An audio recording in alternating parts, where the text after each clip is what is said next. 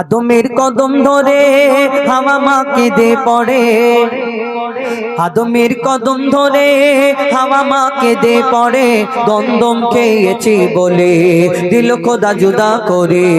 আদমের কদম ধরে হাওয়া মা কেঁদে পড়ে, আদমের কদম ধরে হাওয়া মা কেঁদে পড়ে, গন্ধম খেয়েছি বলে দিল খোদা জুদা করে।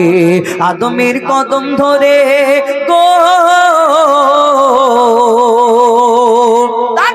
তারা কি বলা কওয়া করে কবি ছন্দের মাধ্যমে অতি মূল্যবান কথাই লিখছে। দেখুন, মোরা দুজনাতে যখন ছিলাম জান্নাতে, মোরা দুজনাতে যখন ছিলাম জান্নাতে, শয়তান ধোঁকা দিয়ে বলে গন্ধম খেতে, শয়তান ধোঁকা দিয়ে বলে গন্ধম খেতে।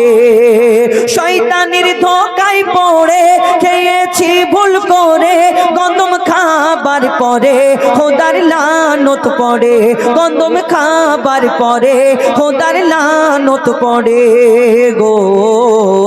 জান্নাতি পোশাক কেড়ে দুনিয়ায় দিল ছেড়ে, ওই জান্নাতি পোশাক কেড়ে দুনিয়ায় দিল ছেড়ে, দুজনকে দুই কিনারে, দুজনকে দুই কিনারে।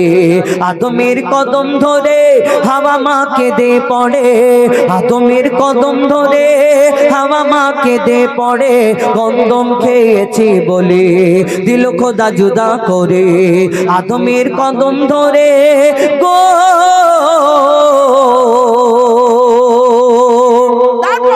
পিতা আদম 300 বছর সিজদা করে, আল্লাহ ক্ষমা করে দিন। আল্লাহ ক্ষমা করেনি, 300 বছর পর সিজদা থেকে উঠে চিন্তা করে, আল্লাহ ক্ষমা করে না। আবার তিনি চিন্তা করেন যখন জান্নাতে ছিলাম আরশ মহল্লায় আল্লাহর নাম যেখানে লেখা ছিল সেই নামের পাশে আরেকটা নাম লেখা ছিল, সেই নামে যখন চিন্তা করে আল্লাহ যখন ক্ষমা করে না, আবার সিজদা করে ওই নামটা যখন বলে আল্লাহ ক্ষমা করে দিলেন। যদি 300 বছর ক্ষমা করতে পারলেন না, কার এমন নাম লেখা ছিল সেখানে কি হলো কবি ছন্দের মাধ্যমে আরো কি লিখছে। দেখুন, 300 বছর ধরে কেঁদেছি কত করে, 300 বছর ধরে কেঁদেছি কত করে, কত চেয়েছি দোয়া মোরা সিজদায় পড়ে, কত চেয়েছি দোয়া মোরা সিজদায় পড়ে। চেয়ে দেখি ওই আরশে কার নাম লেখা খোদার পাশে, চেয়ে দেখি ওই আরশে কার নাম লেখা খোদার পাশে, লা ইলাহা ইল্লাল্লাহর পরে মুহাম্মদ রাসূল জুড়ে, লা ইলাহা ইল্লাল্লাহর পরে মুহাম্মদ রাসূল জুড়ে গো। দোয়া করি সে নাম ধরে আবার সিজদায় পড়ে, আমি দোয়া করি সে নাম ধরে আবার সিজদায় পড়ে, দিল খোদা ক্ষমা করে মুহাম্মদ নামের তরে। আদমের কদম ধরে হাওয়া মা কেঁদে পড়ে, আদমের কদম ধরে হাওয়া মা কেঁদে পড়ে, গন্ধম খেয়েছি বলে দিল খোদা জুদা করে। আদমের কদম ধরে হাওয়া মা কেঁদে পড়ে, গন্ধম খেয়েছি বলে দিল খোদা জুদা করে। আদমের কদম ধরে গো। তারপর এই দুনিয়ায় আমরা প্রত্যেক মানুষ যারা এই দুনিয়াতে মানুষ হয়ে এসেছি, মানে হিন্দু, ইহুদি, বৌদ্ধ, খ্রিস্টান, শিখ, ইসাই যত মানুষ আছে, প্রত্যেক মানুষের একটা জন্মদাতা বাপ মা আছে। আমাদের প্রত্যেক মানুষকে জন্ম দিয়েছে কোনো বাপ মা, তাই না কোচিং নাকি ভুল বলছি? যখন আমাদের একটা জন্মদাতা বাপ মা আছে, আবার আমরা যখন আস্তে আস্তে বড় হই আমাদের প্রত্যেক মানুষের আরো একটা বাপ মা আছে, সেটা হলো আব্বাজি আম্মাজি, শ্বশুর শাশুড়ি, বলি না? একটা জন্মদাতা বাপ মা, একটা শ্বশুর শাশুড়ি। প্রত্যেক মানুষের যে কোনো ধর্মের মানুষ হোক না কেন, কিন্তু যারা মুসলমান, আমরা মুসলমান, আমাদের 6টা করে বাপ মা। কেন?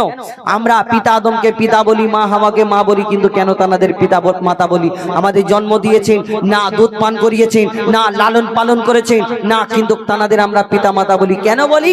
কবি সেই সম্পর্কে শেষ কথায় লিখছে দেখুন, বলছে আল্লাহ স্বয়ং ওই হাওয়া আদম, বলছে আল্লাহ স্বয়ং ওই হাওয়া আদম, তাদের মা বাপ ছিল না, তারাই মা বাপ প্রথম, তাদের মা বাপ ছিল না, তারাই মা বাপ প্রথম।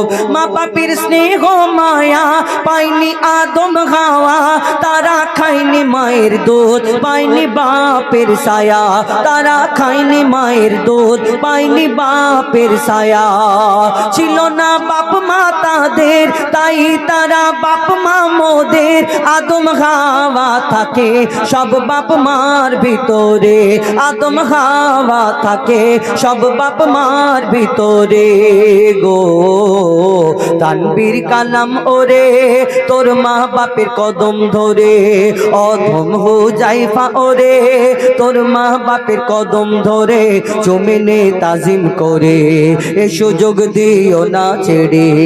আদমের কদম ধরে হাওয়া মা কেঁদে পড়ে, আদমের কদম ধরে হাওয়া মা কেঁদে পড়ে, গন্ধম খেয়েছি বলে দিল খোদা জুদা করে।